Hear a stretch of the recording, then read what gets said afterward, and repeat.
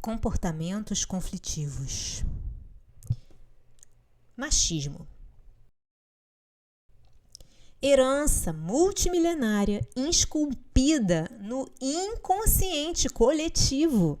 O machismo remonta à tradição mosaica a respeito da criação, quando apresenta a figura antropomórfica do Criador na condição de pai instável, alimentando essa construção arquetípica na pessoa de Adão, de quem fora retirada uma vértebra para produzir a mulher, mantendo-a como parte do seu corpo, tornando-a submissa em face de pertencer-lhe desde a origem. Concebida a ideia da sua dependência, tornou-se objeto de uso do ser masculino, que dela sempre se serviu para as múltiplas necessidades sociais, domésticas e reprodutivas, sem qualquer outra consideração, quando não lhe impunha os caprichos conflitivos da personalidade doentia. Em decorrência, a partir daquele momento, prolongar-se-á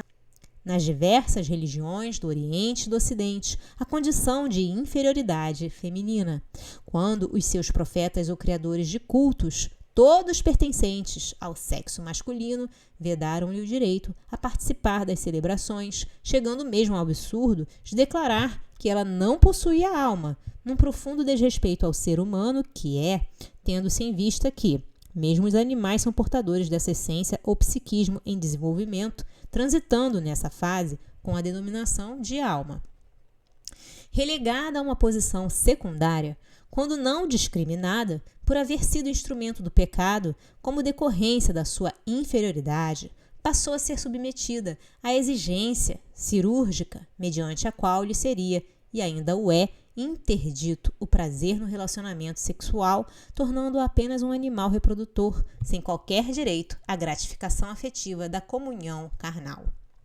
Como efeito, inúmeros conflitos de caráter autopunitivo, desde esse momento de absurda decisão, tiveram origem na sensibilidade feminina, coarctando-lhe a alegria de viver e de amar. Obrigada à obediência, sem qualquer direito à eleição da própria felicidade, tornou-se objeto de troca por pais arbitrários e impiedosos que lhe estabeleciam um destino, considerando-se necessário oferecer-se um dote a quem a desejasse, de forma que se transformasse em mercadoria transferida de um para outro proprietário. Sistematicamente anatematizada, era empurrada para o adultério em face da irresponsabilidade do consorte ou para a prostituição por homens insensíveis que, depois, assumindo atitudes puritanas, exigiam-lhe, e ainda o fazem em diferentes regiões da Terra, a punição em mecanismos de transferência psicológica da culpa de as haverem arrastado ao deslate.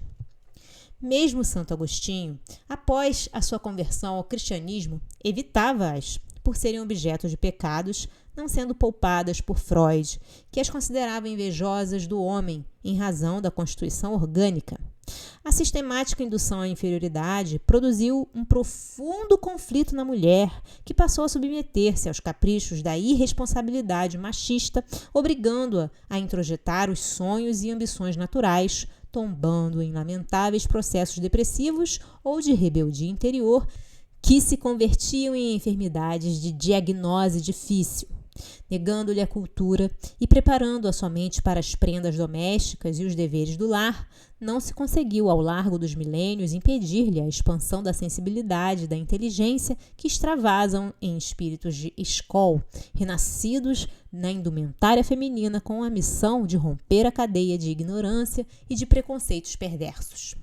Lentamente, foram impondo pelo exemplo e pelo poder da capacidade de construir, de administrar, de servir o seu valor moral e humano, demonstrando que a fragilidade que lhe era atribuída restringia-se somente à força física, em face da sua constituição hormonal e à finalidade superior da maternidade. Nada obstante, mediante exercícios próprios, também demonstraram as missionárias da modificação de conceitos a possibilidade de serem atingidos patamares de resistência muscular nada inferiores aos masculinos. A decantada e ilusória superioridade masculina, ocultando conflitos complexos, descarregou na fragilidade feminina a brutalidade e a covardia moral para logo tombar-lhe nos braços, buscando apoio e consolo nos desastres emocionais de que se tornavam servos. Esparta já houvera demonstrado no passado a bravura e o patriotismo da mulher durante as guerras, quando ofereciam seus filhos para a defesa da pátria e seus longos cabelos para que fossem tecidas cordas, e quando enfrentavam aqueles que eram tidos como inimigos. Nos tempos modernos, o esforço de guerra lhe requisitou a contribuição e revelou-se excelente operária em todos os níveis profissionais, saltando lentamente para as posições de comando, como administradora e executiva exitosa, portadora de grande capacidade de liderança e de orientação. Não obstante, no dia 8 de março de 1857, 129 tecelãs de fábricas de Nova York, exaustas pelo excesso da carga horária de trabalho, 16 horas diárias, que pretendiam diminuir para 10, porque promoveram uma passeata em forma de protesto, os patrões recorreram à polícia, que as enxotou em rude perseguição a cavalos, fazendo-as recuar e refugiar-se em uma fábrica. Como revide a denominada rebelião, o machismo predominante optou por bloquear as saídas do edifício ao qual foi ateado fogo e morreram todas as rebeldes, com a anuência das autoridades governamentais que participavam da mesma torpe conduta cruel e discriminatória. É claro que atitudes de tal porte geram dramas de consciência, que se transferiram para a geração imediata, não havendo sido expurgado no período em que o crime brutal foi cometido.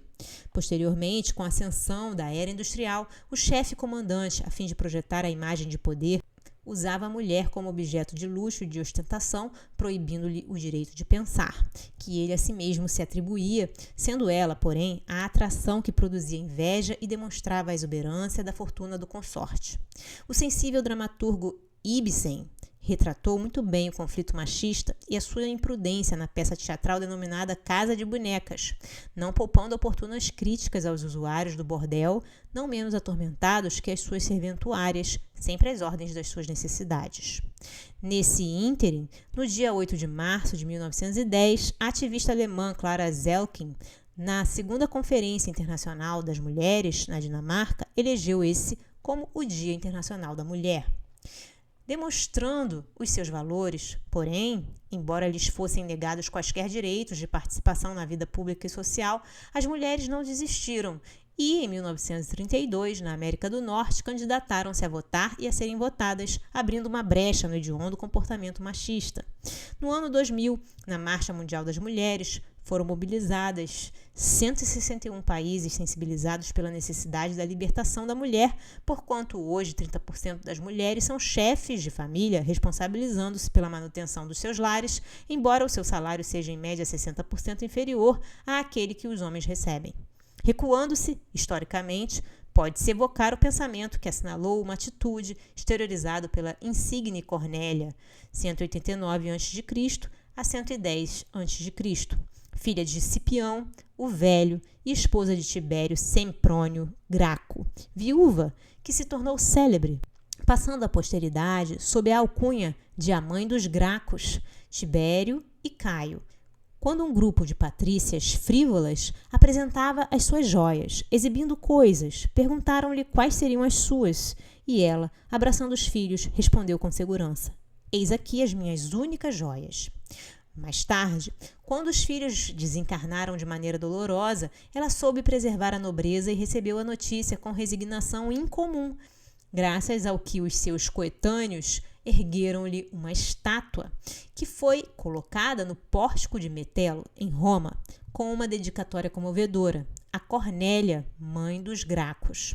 Ninguém pode obstar a marcha do progresso, impedir a luminosidade do sol, e o machismo começou a ceder espaço à compreensão dos direitos femininos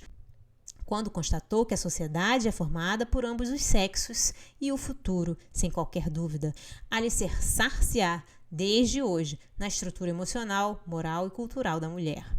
Quando a intolerância governamental da China começou a suprimir as mulheres, eliminando-as cruelmente ao nascerem, não teve em mente a problemática da reprodução humana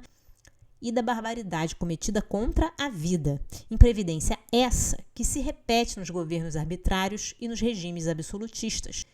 de pensarem apenas em termos de tempo presente, resultando na atualidade com a sua falta para a constituição das novas e futuras famílias. O pensamento em que se apoiavam as forças governamentais cruéis de assim estarem cuidando de controlar a natalidade em tentativa de evitar a superpopulação que, afinal, tornou-se realidade, havendo outros métodos recomendáveis ao planejamento familiar sem crime, deixou à margem as necessidades orgânicas do cidadão masculino, que ora disputa com avidez a companhia feminina. Somando-se aos demais fatores de ansiedade que se deriva do competitivismo,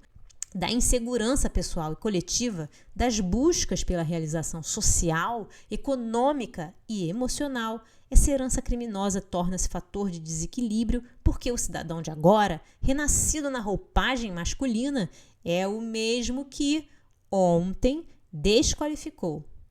perseguiu, esmagou os sentimentos femininos,